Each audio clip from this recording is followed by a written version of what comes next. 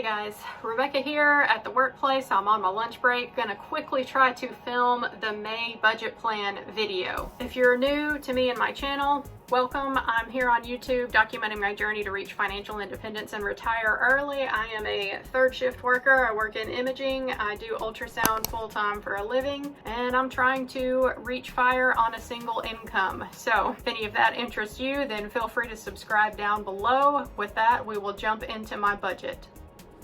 All right, here it is. I like to use Google Sheets for my budgets every month, and when I'm doing these budget planning videos every month, we are paying attention to column C here. This is where I plan out how I think the month is going to go. I fill in column D as the month goes on. At the top here, I show my total net income that I'm expecting to bring in. Y'all can see it's $4,300 for the month. I am gonna have overtime on my first paycheck in May. I know that as of right now. I don't think I'm going to have any overtime for my second paycheck. And I do have my paychecks blocked out for privacy. I do show my YouTube income though, and I usually bring in about $100 a month from this channel, so thanks as always for watching like you guys do. Looking at my regular bills and spending section here, pretty standard stuff for me. My house payment as always is $576.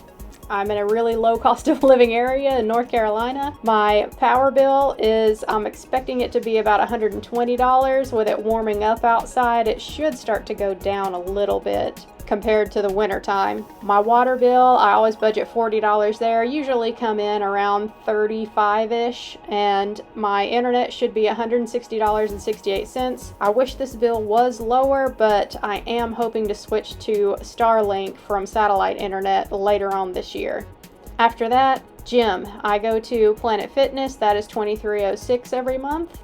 Gas for my car, I'm budgeting $100 there, although I probably will go over considering I do have some overtime, but I'm just gonna leave it. If I go over, I go over. Lawn care, I do pay a guy to come mow my almost 5 acres at my house for me. I pay him $100 every time he comes, so I try to have him come every 2 weeks, and if I can, I'll stretch that farther, but I don't want my 5 acres to get out of control. So if he comes twice for May, I budget $200 for that. Groceries and household, I'm gonna keep that at $350 for the month and see if I can stick to it. It's always a challenge for me.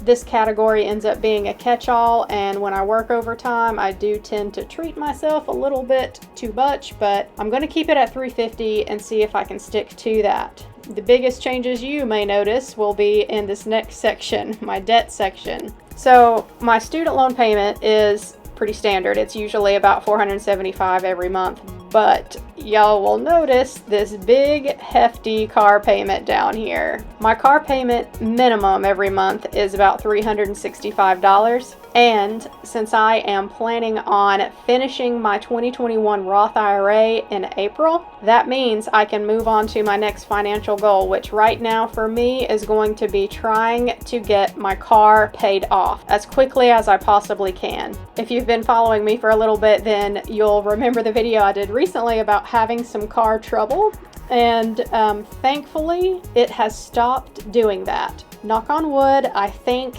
that whatever it was about the fuel system service they did to my car messed it up, but now that I've had a couple of tanks of gas run through, it has stopped doing the crazy thing that it was doing, so I'm hoping it's okay, but still I want to get that paid off as quickly as I can. So that means, unfortunately, opportunity cost, right? If I am focusing on paying off my car, then I have less money to put towards investing. My investing and fire tracking section down here is looking pretty bare. I pretty much am only going to be contributing to my work sponsored retirement account for May, and I'm expecting that my portion of that will be about $450. My employer should match about $250, which is only $700 towards investing in May. I hate the sound of that, but I'm just really gonna focus on the car right now, rip off that debt quick like a band-aid, and try to get it paid off as quickly as I can. And y'all know, for me, I do keep track of my savings rate every month, and this will fill in with a percentage as I fill in the actual column. But since I am not counting debt payments towards my savings rate every month, that means that the savings rate for May is not going to be too impressive. Let's see what it would be if the month goes exactly according to plan. Yeah, 14%. I know that I can do way better than that, and that's better than nothing. That is a lot more than what some people are able to do, but still, when you're in the FIRE movement, you are always pushing to get that savings rate up as high as you possibly can. So my goal is going to be to get my car paid off as quickly as I can possibly do it. Come the beginning of May, I will owe about $14,000 on my car, so if I can just take advantage of as much overtime as possible, put every extra dollar that I can towards the car payment, stay within my budget, especially when it comes to the groceries and household section, then hopefully I can get my car paid off this year. I've projected out a little bit, and as of right now, barring nothing major, I think that I can get my car paid off by November, and that would be wonderful because that is my birthday month. So that would be an excellent birthday gift to myself.